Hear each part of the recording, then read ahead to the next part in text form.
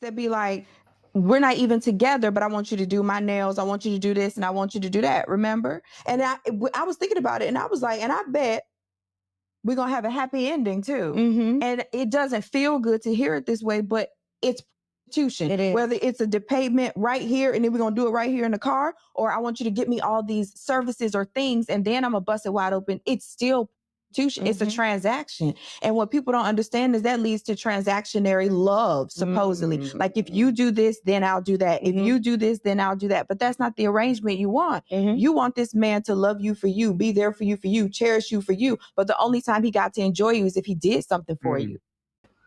And it is so refreshing to hear a woman call a spade when it comes to this topic. Let's get into it.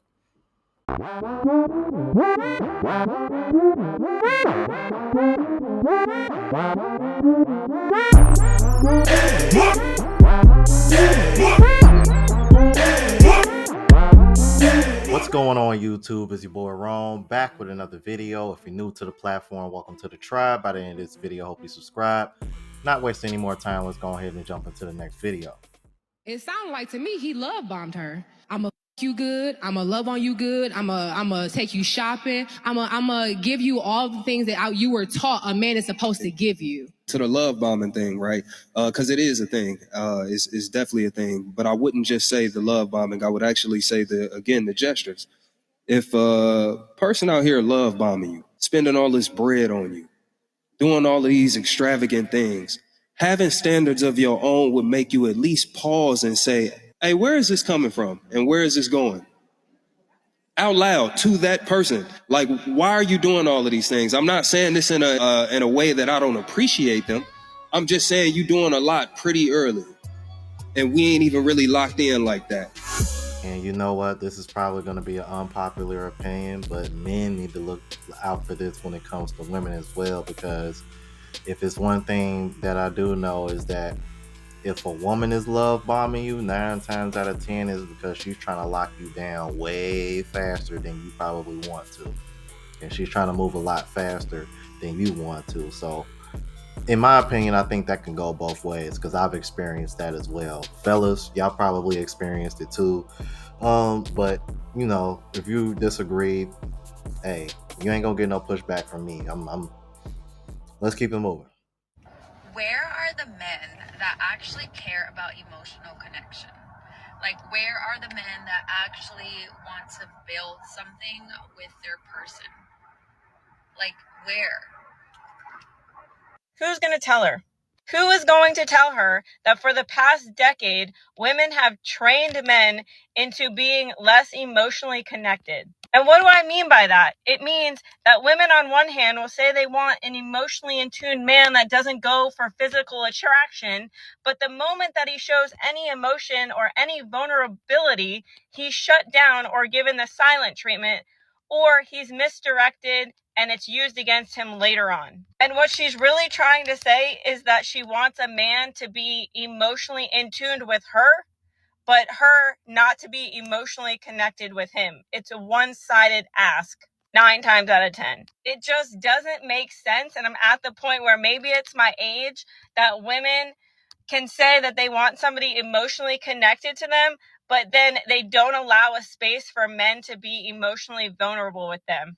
And additionally, like I always say, you attract what you are. So if you're consistently not attracting men that are emotionally available, it's because somewhere inside of you, you're not emotionally connected, which makes sense because if you're one of these people that lacks empathy or you lack the understanding of a man's experience, of course, you're not going to attract an emotionally connected man.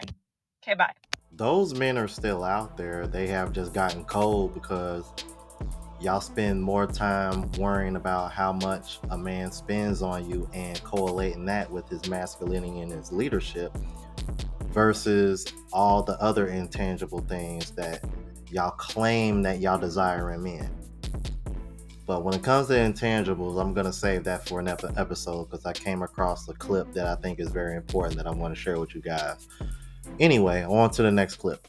Again, we have a lot of conversations about men's leadership. We have a whole lot of conversations about men's leadership. And hey, bruh, I don't make no excuses. I'll be the first one to say, like, black men especially, we just haven't had a lot of healthy examples. So I get it. But it's not just our side of the transaction that's messed up. Woo! Like, and I'm not saying that to just start shooting at women. I'm saying that to say until we have a holistic conversation about the relationship between leader and follower and the relationship that we've had with leadership, then we don't get anywhere.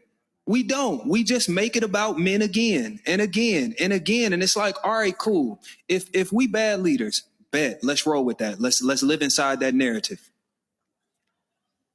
How many bad leaders before you become a terrible decision maker? Okay. Stop How talking to me. many wrong paths do get to take you down before it's you? Right.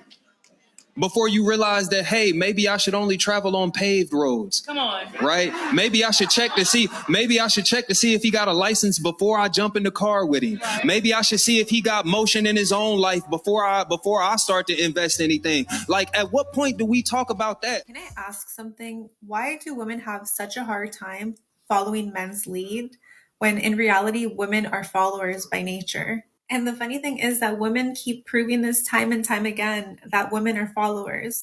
Trends wouldn't even exist if it weren't for women. I honestly can't believe how much women follow trends. It's actually ridiculous. And it's shown me how in society, women don't have a mind of their own. Do you understand why men are doing the whole drizzle thing? It's to make you guys realize how dumb you sound online. It's to make you guys realize how ridiculous you sound online. But the thing is that women are just listening to other women and are repeating bad advice and are so against following a man's lead, when in reality, the man was meant to lead and a woman was meant to follow. And it's so funny because women are following other women instead of following a man's lead. You guys are blindly just following other women who are actually giving you guys bad advice and feeding you lies, as opposed to just following a man's lead and being in a happy relationship. You're so against the patriarchy, but you follow other women blindly. And the thing is that these other women are leading you into disasters. Look at all the trends that have come out with the whole, first the big butt was in, and now Ozempic is in, and being skinny is in, and now all of these women are, guess what? They're getting rid of their BBLs and they're going on Ozempic and they're doing all these things. It's just ridiculous. And then you'll go and you'll turn around and you'll blame men for these trends. But men don't care about these trends. It's women. Women are the ones that are setting these trends and other women are following it. Women lead other women into bad paths, but God forbid that you follow a man's lead, right? And it's so ironic because you blame men for all your misery, but it's not men that are telling you to do these things, it's other women. The reason why they have such a problem with it is because they don't want to be followers. They want to be leaders with their lifestyle paid for. They don't want leaders, they just want sponsors. That's an ongoing saying on this channel if you are new to my channel, man. Subscribe if you are new. But this is real talk, because otherwise, why else would you see so many women popping up on these male panels? Women, and these are, from the bottom of the barrel all the way up to the most successful women. All of them have an issue with it. And this guy has to be like the perfect human being for you to take on his leadership. And I find it kind of funny because, and I've told this story before on my channel if you are new, my dad made less money than my mom, and my mom had to check me. Yeah, she had to check Rome, because I was under the impression that just because she made more money, she was the leader of the house. My mom said, hell no. She said, all the choices that we made down to the house that you grew up in, that was your dad. That was his decision. And we went 50-50 on bills. I find it so strange how when I give my parents as an example and then these other examples, it always seems to be the people that are 50-50 that seem to have the most long-lasting relationships and seem to be the most happiest. Funny how that works. Anyway, let's keep it moving. Watch this video, ladies and gentlemen, and I'll be right back to discuss. I feel like women and men should date on their level. Because if you know you only can afford Applebee's and Red Lobster, why are you trying to go after this woman that you know she want high-end restaurants? She want to go to Steak 48. What I'm going to say right now is going to hurt some feelings, but I don't care. A lot of ladies that talk like this are broke. They are depending on what they consider good looks to give them a lifestyle that they cannot afford themselves. And what I've learned is that it's a scam. And I'm done being scammed. I have taken out maybe hundreds of women just like this. And let me say something that's very plain. It is not worth it. Trust me.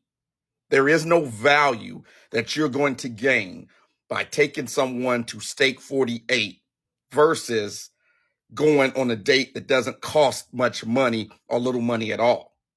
As a matter of fact, they're so busy slurping down martinis and eating lobster at Steak 48 and overcooked steak that they don't even have time to get to know you. Yeah, what I've come to realize is that, and this is just my opinion because I do agree with him. I think you have a lot of women that are demanding things that they can't even afford for themselves. And then for the ones that even can afford to do this for themselves, why should you feel entitled to that just because you can do it for yourself? Because at the end of the day, you're still asking somebody else to spend their money on you with no intention of getting any kind of return. At least, you feel me? At least not right then and there anyway.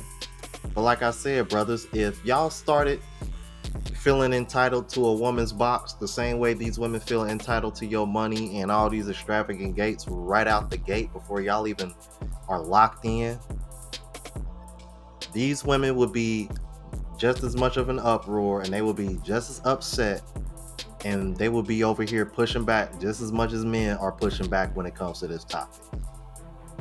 And I dare a woman that feels that way disagree with it. Or you can just hit the dislike button and continue to hate watch me like you've been doing. But hey, all you're doing is helping me out in the end. You stupid. Y'all let me know what y'all thought about this. If you're new to the platform, please subscribe. OGs, I appreciate the love and support. Make sure y'all hit that bell notification. That way y'all know when I'm uploading. Hit the like button because that's with the algorithm and helps me reach a broader audience. Also look out for the travel vlog channel, Unplugged Traveler. Link is in the description. Until the next video, y'all. Deuces.